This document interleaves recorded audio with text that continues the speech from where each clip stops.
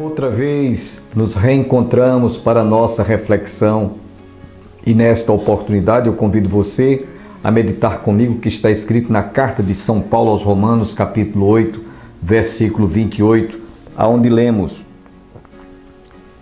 E sabemos que todas as coisas contribuem juntamente para o bem daqueles que amam a Deus e daqueles que são chamados por seu decreto.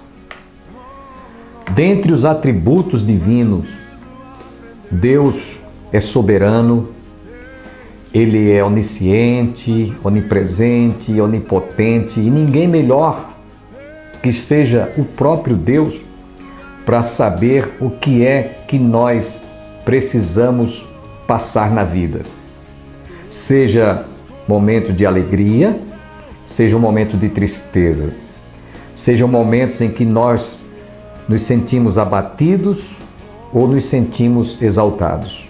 Nos momentos em que nós nos sentimos perseguidos, no momento em que nós nos sentimos triunfantemente falando, conquistando vitórias. Nos momentos de bonança, nos momentos de escassez.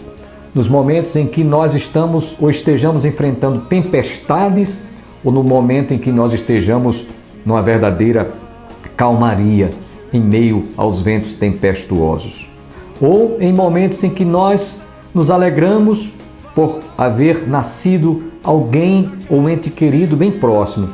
Ou mesmo no momento em que nós nos sentimos tristes e choramos a morte de um ente querido, de um amigo, de um vizinho, quem sabe por esse Covid-19. Paulo aqui está mostrando que nada, absolutamente nada, está fora do controle divino. Deus está no comando. E mesmo aqueles momentos amargos da vida, mesmo aquelas horas em que nós não compreendemos o porquê de estarmos atravessando, seja essa ou seja aquela dificuldade, seja essa ou aquela crise, seja na área financeira, seja na área familiar, seja na área da saúde, seja em que área for, o apóstolo Paulo concluiu dizendo: todas as coisas cooperam, todas as coisas corroboram, todas as coisas concorrem para o bem daqueles que andam segundo os seus decretos. Os decretos de Deus são os melhores que vocês possam imaginar. A vontade de Deus é boa, perfeita e agradável.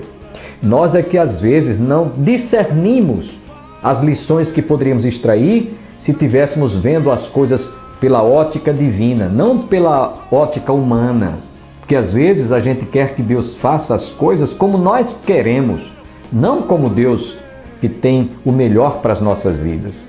Lembra-se, Jesus quando estava orando lá no Pai Nosso, ensinando o Pai Nosso, ele afirmou: seja feita a tua vontade. E quando ele estava lá no Getsemane, orando, em que o seu suor se transformou em gotas de sangue, ele sabia o que estava para enfrentar.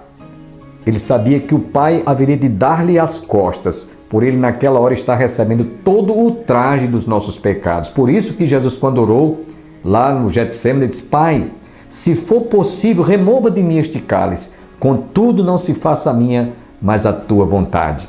É que Jesus, naquela circunstância, ele estava rendido a que a vontade de Deus, que é boa, perfeita e agradável, conforme diz o apóstolo São Paulo na mesma carta aos Romanos, capítulo 12, era a única opção, o único desejo, a única vontade que estava no seu coração, porque ele havia realmente rendido-se totalmente, em toda a plenitude, à vontade de Deus.